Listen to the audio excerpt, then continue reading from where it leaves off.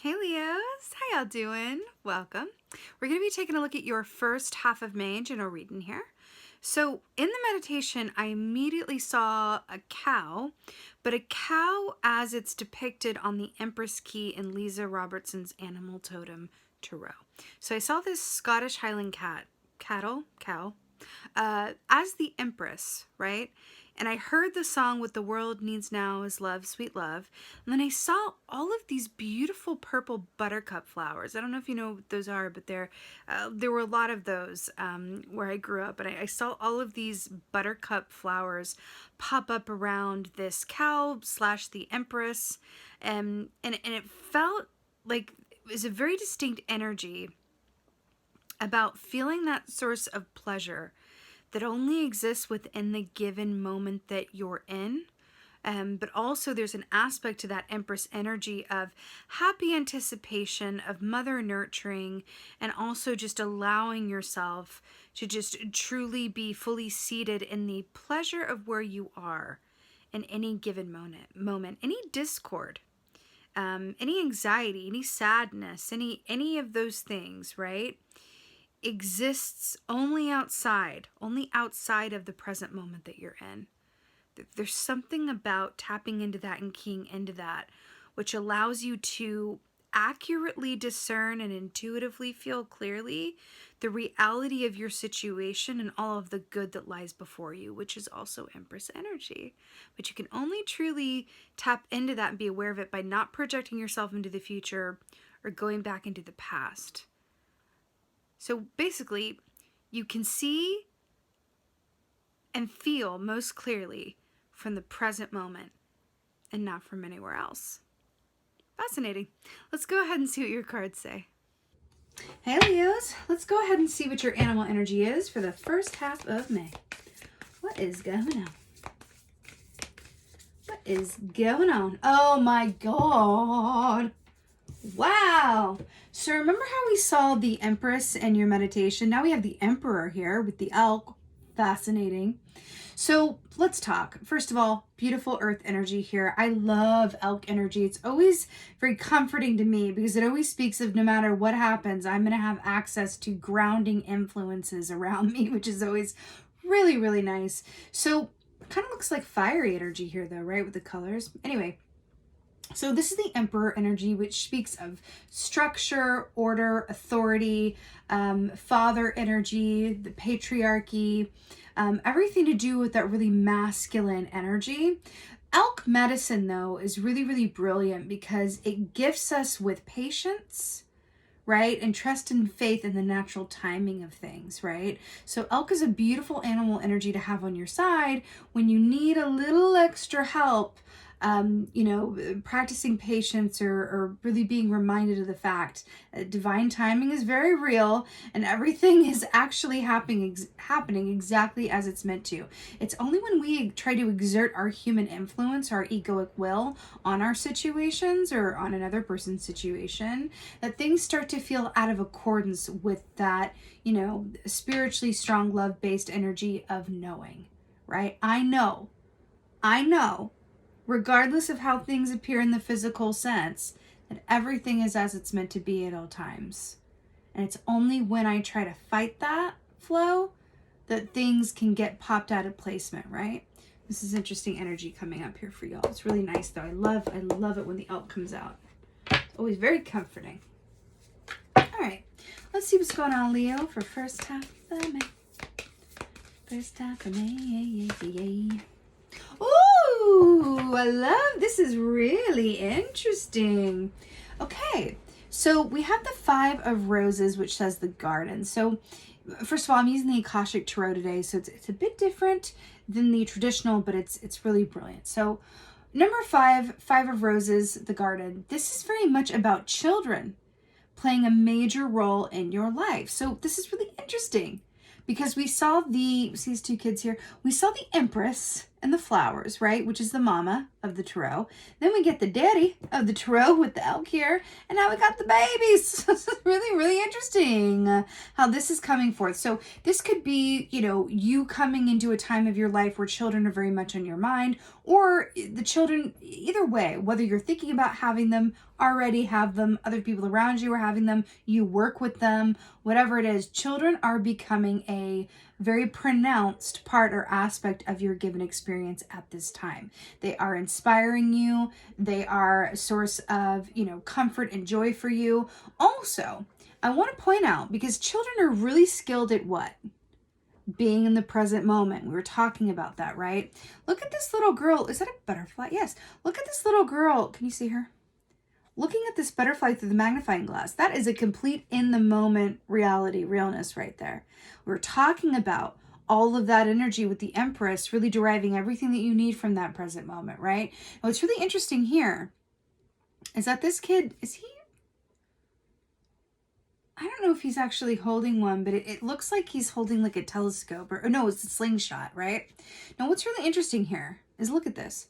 She's in the moment looking up close at what's right in front of her, and he's looking far off into the future. Well, not really far off into the future. He's looking ahead though, placing his aim about to let this like slingshot go. So it's really, really fascinating here that we have this male energy, right, with looking ahead with the Emperor, and then this female energy with the Empress of being in the given moment amongst the flowers.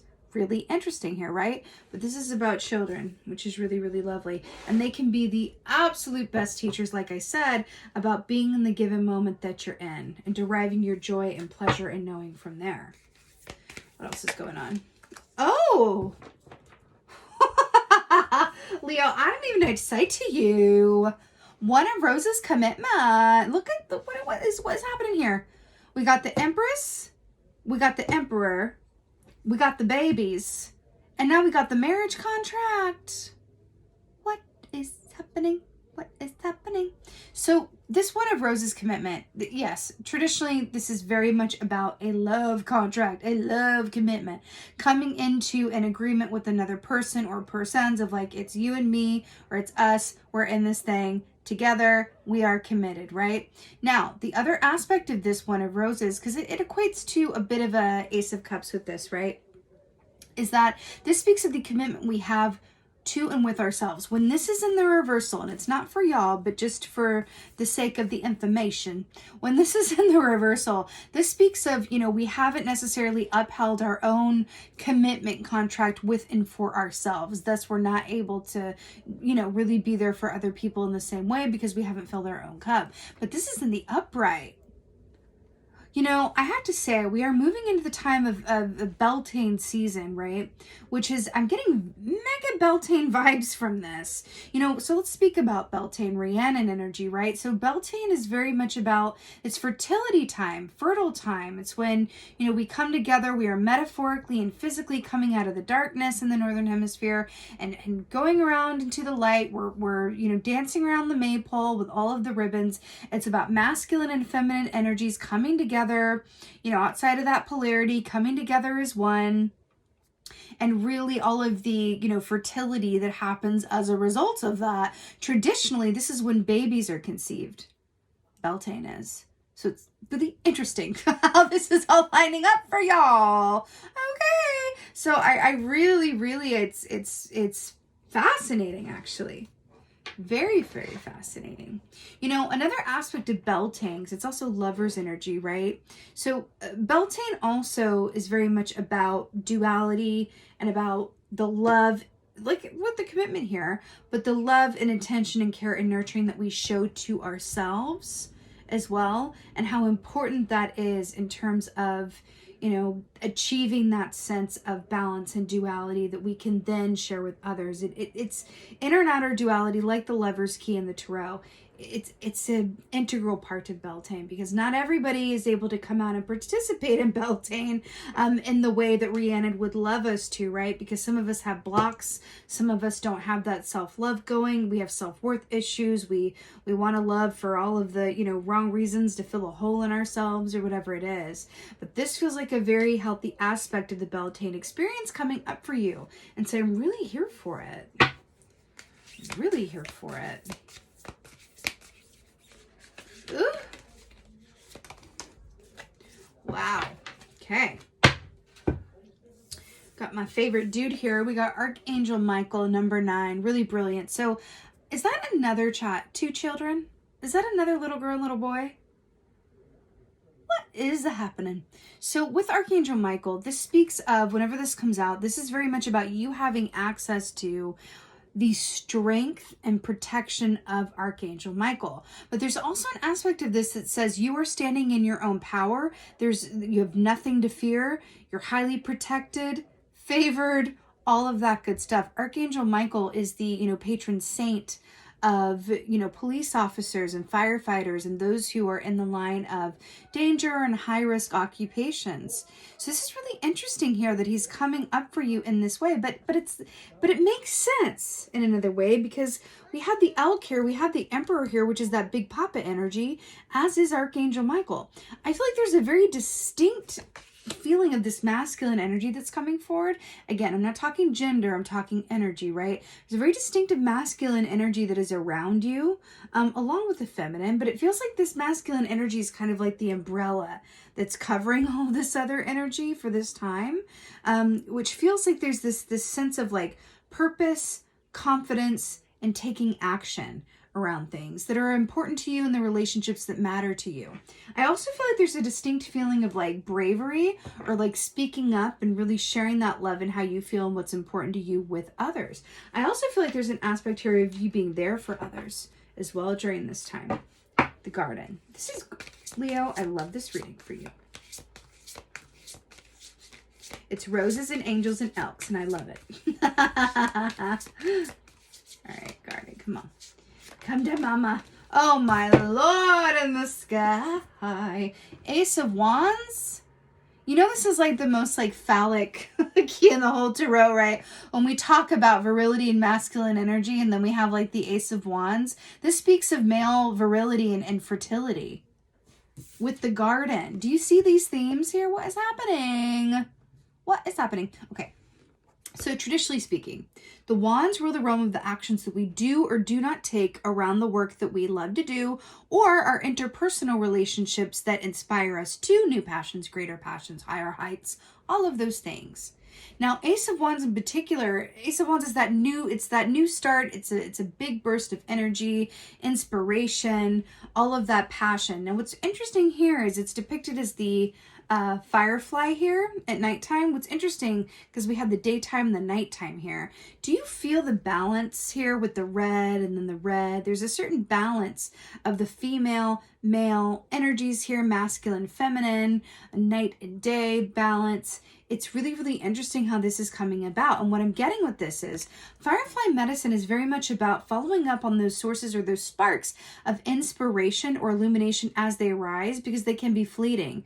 Firefly energy is something that, is best taken advantage of in the moment as inspiration strikes, those literal light bulb moments, because they can flicker out just as quickly as they came on, right? Firefly energy, when it's around, when you're flying high, you're flying high, and then then it's like crashing. You're so tired. It's like one extreme to another, right? So it's all the more important to take advantage of these strikes of inspiration or this energy as they come about, right? But it's interesting. Look at this. Look how he's like. Can you see this? Look, he's got his slingshot the way this is pointed towards the firefly.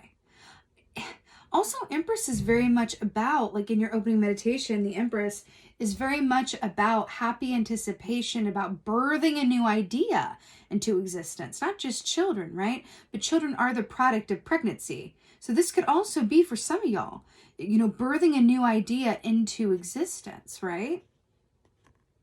But this phallic energy here is what creates this. You know what I'm saying? So it's really interesting here. And then all the flowers, which is also a sign of feminine energy, right? It's really, really, really, really, really, really, really, really interesting. Okay. Commitment.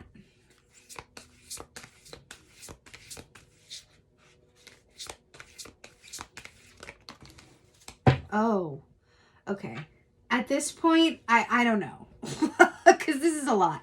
This is 6 of Cups, which is children. So I literally don't know. I don't know if I've ever done another reading in my life and times that was so like, okay, babies, children, fertility, pregnancy, birthing, masculine, feminine, inception. This is really like on the nose. Y'all are seeing this, right? This is like on the nose, on the nose. Six of Cups, children, nostalgia, the past. Look at these little baby otters here, right? This is very much about being in the moment. We talked about that. Joy, pleasure, not existing outside of like literally sitting in this river, like with these goblets full of the, you know, sweet nectars or whatever it is that they're sipping on their big gulps, right? So it's really interesting with this commitment here and the Six of Cups. I feel like if there are any creatives out there, or anyone who is in a line of work where you're actually birthing something into existence, I feel like this is a direct comment on that, and you're birthing something into existence that's either directly related to a past life, but either way, it's something that you do when the hours just absolutely fly by. Whatever you do where the hours fly, there's something in that for you. Absolutely. Because that's children as well. That's why they never want to come in, right? It's like, hey, come on, it's time to go home. No, but we're playing. It's like that resistance because they just want to continue in that thread of the current moment that they're in because it's that good. They're able to create their own realities and their own funscapes in a way that, you know, adults have to work a little bit harder at it because, you know, life has gotten their hands on them. There's other responsibilities at play, right? But this with the commitment and the Six of Cups, I feel like there's something in your house of creation. Now, this could be work, relationship, whatever. When I say creation, it encompasses more than one thing. But there's something in your house of creation that feels incredibly important that you're birthing it now. And it also feels like it's something that's incredibly protected in some way, shape, or form. I feel, Archangel Michael, there's a protective energy over this whole thing, which means you could be creating or birthing something that the world needs or that has been a long time coming and that is directly related to your soul purpose. And so it's being protected in a way. I mean, I can't tell you how great this is. Archangel Michael. But also, I got to take this literally as well. Like, marriage, contracts, children, pregnancy. I cannot with you. I cannot with you. Is that a baby with two parents with the Ten of Cups? Happy emotional fulfillment, partnership, bliss, joy, happy home and family? Babies. Babies. Babies. I cannot with you. Or should I say congratulations? No, this is like, do you see this? Do you see this? You know, penguin medicine is also very much about, you know, fidelity and really feeling like you are truly seen and heard and understood in your current partnership. And then we have Archangel Michael here. There's a connection here that is of another world, that is incredibly protected, that is divine, that is spiritual. There is a spiritual union here. I just got shivers. I don't do a lot of talking about spiritual unions. Now, y'all know this. But as it arises, okay, honey? And it wants to be, you know, arisen and heard and seen. That's what this very much feels like. There's a spiritual connection, a spiritual purpose, a spiritual creative project. There's something that wants to be birthed. There's a connection that's protected. It's all of these things. It's all of these things. There's a connection, a project, a birth, a family unit, a partnership, but it's definitely feels creative. But whether that creation is actual like baby creation, inception, or like a creative project or a spiritually based project, that's going to differ depending on you guys. But it's definitely something that is birthing something into the world directly related to younger aspects of yourself, children, being in the moment, and also a connection that is stronger together than they are apart. That is the tea. Let's go ahead and get a oracle. I feel like, what is going on in the world? I'm feeling like the Avalon oracle. Let's do it. Woo! Okay, I literally cannot. I cannot. Did you literally just get King Arthur, which says authority, justice, power, and leadership? Do you know that he is the emperor archetype within Avalonian lore? That these are the same thing. Elk, Emperor King Arthur, he is the Emperor archetype, right? Guinevere was his queen. Wow! Interesting, right? So, authority, justice, power, leadership. Again, did I not say that there's a whole veil of protection? There's this balanced energy of masculine and feminine, of birthing something into the world, of being in a position where you're able to really, it doesn't feel as much about manifesting. It feels as if you are not just actively co-creating, you are birthing, you are facilitating, you are putting something out into the world that makes it better. That's what this feels like, right? And when we think about King Arthur, you know, what I'm getting with him in particular, man, that was a hard road he towed, because he was responsible for, you know, everyone in the kingdom, and you know, it was a hard gig, right? Then you think about him dying and being, you know, carried over the lake of Avalon for healing by the Morgans, and, you know, Morgana Le Fay and all of that. He really, it's interesting because he had a lot of responsibilities in the mundane world. Justice was a big part of who he was. That's why they had the round table.